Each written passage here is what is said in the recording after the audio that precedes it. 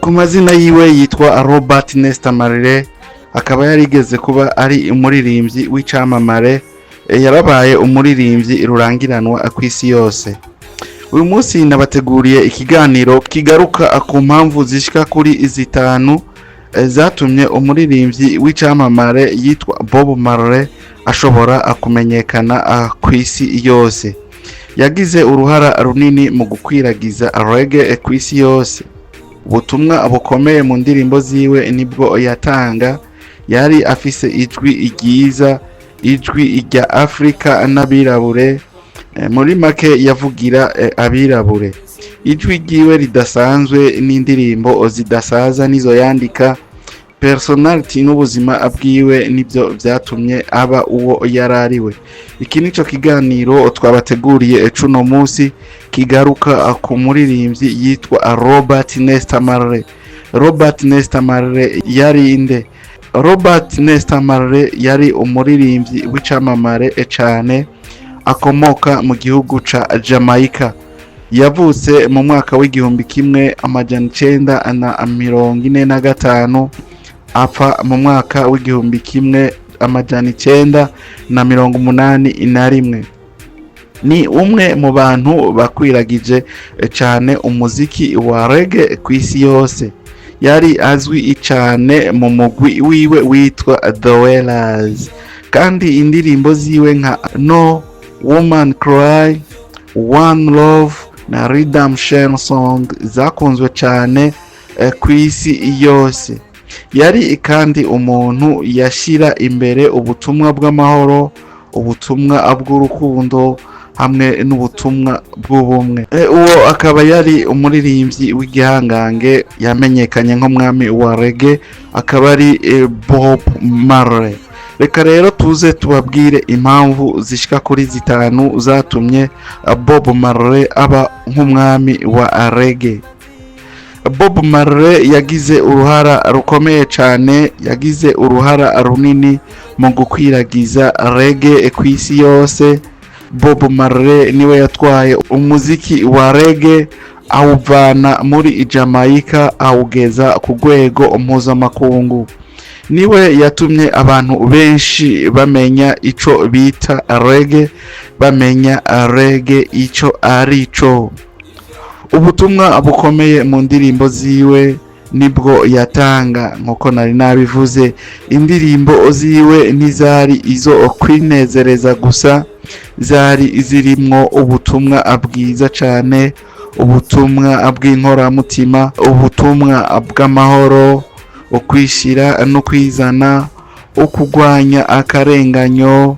Ibi vyatumye abantu benshi bamwiyumvamwo, nivyo vyatumye Bob Marley ashobora kumenyekana kw'isi yose nk'umwami w'uwo mudiho wa reggae.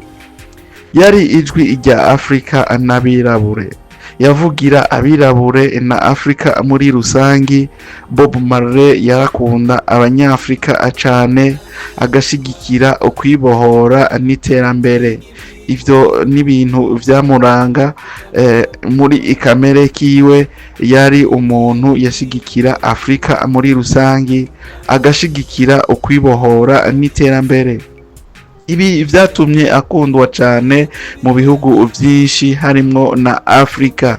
Muca mwumva yuko yategerezwa gukundwa na Afrika, kuko n'indirimbo yatanga zari indirimbo zivuga ku munyafrika, yavugira abirabure cane, akavugira Afrika muri rusangi. Ijwi ridasanzwe n'indirimbo zidasaza nibyo Bob Marley yakora. Indirimbo ziwe wasanga zirimwo ubutumwa budasanzwe. Bob Marley yarafise ijwi rero ridasanzwe, kandi indirimbo ziwe ziracumvikana neza gushika uno muzi. Ni umwe mu baririmvyi bafise indirimbo timeless. Murumva yuko uyu Bob Marley yari igihangange, yakora indirimbo zidasaza, indirimbo zidapfa, indirimbo zigumana akanovera kanatsinda mu myaka 45 kuva asezeye isi, ariko indirimbo ziwe n'ubu ukaba uzumvirije wumva harimo ubutumwa budasanzwe. Yakora indirimbo timeless. Personality rero n'ubuzima bwiwe, yari umuntu yicisha bugufi, yari afise style yiwe yihariye nka dreadlock, akacagira na vibe ya Rastafari, yari afise ukwemera gukomeye ku barasta. Ibi byose byatumye aba icon kw'isi yose. Mwibutse ko uyu munsi turi kwigenekerezo rya 23 ukwezi kwa gatatu umwaka wa 2026, hashize imyaka irenga 45 uyu Bob Marley asezeye isi. Ngira ngo wewe uri kurumviriza kino kiganiro ntiwari bwabeho, n'abari bamaze kuba bariho nabo bari batoya cyane, bari bagifise imyaka mikeya, ariko ugiye kumviriza indirimbo ziwe nka One Love, Redemption Song, ukaca wumviriza No Woman Cry, canke ukumviriza n'izindi nka Natural Mystic, urumva yuko zari indirimbo zifise ubutumwa. Ni nayo mpamvu uyu Bob Marley yakora indirimbo timeless, indirimbo zizokwamaho. Iki kiganiro nagikoze kugira ngo nzane zino mpamvu zitanu zatumye uyu Bob Marley ashobora kumenyekana, ashobora kwandika izina kw'isi yose, kugira ngo n'abandi bariko barakora umuziki w'uno munsi nabo bashobore kumwigiraho. Wewe mbega muri kariyeri yawe y'umuziki uyu munsi nikihe wokora kugira ngo n'inyuma y'imyaka 45 waramaze gupfa, waramaze gusezera isi, tuzohore twumva indirimbo zawe nk'indirimbo z'akanovera? Rero urashobora kurabira kuri Bob Marley ukaraba ibyo yakora, hanyuma nawe ukabikora kugira ngo izina ryawe ntirizotakare, kugira ngo izina ryawe ntirizopfe. Bavuga bati Rasta never die, Rasta never die. Nibyo, kuko umurasta ntashobora gupfa, kuko uravye abarasta benshi bagiye bamenyekana ku isi, ahanini bamenyekanye ku bikorwa bakora, ku ndirimbo bakoze, ku butumwa bashikiriza. Wasanga harimo indirimbo zo kudakumirana, indirimbo zigwanya akarenganyo, indirimbo z'ubutumwa bwiza. Ngira ngo muribuka ko na Lucky Dube ari byo byatumye agera aho yashoboye kugera, ari byo byatumye n'izina yiwe uyu munsi riguma riri vibe. Bob Marley rero si umuririmbyi gusa, yari intumwa y'amahoro n'urukundo. Nico gituma gushika uno munsi akiri umwe mu bantu bubashwe cyane mu muziki w'isi yose. Ikiganiro nari nabateguriye cuno munsi, reka tukigarukirize ngaha.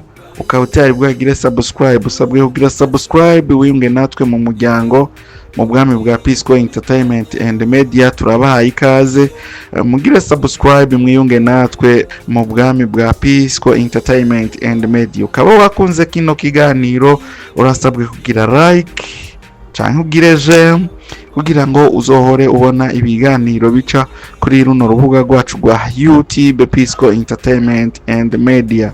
Uradushiriramwo n'agakomantere. Ushobora kuba nawe ufise impamvu wibaza canke impamvu zatumye uyu Bob Marley ashobora kuba rurangiranwa kw'isi yose canke akundwa, urashobora kuvyandika nawe muri commentaire kugira ngo uterere iciyumviro cawe.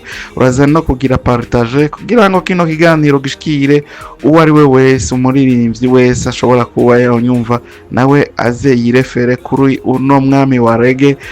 Ku barasta bose bariko barumviriza kino kiganiro mu mwirefereko, kugira ngo namwe amazina yanyu ntazotakare, amazina yanyu azokwame ariho. Ndabasezeye rero, psychologue nje nari nabateguriye kino kiganiro. Naho ubutaha mu kindi kiganiro. Jah bless you. Thank you.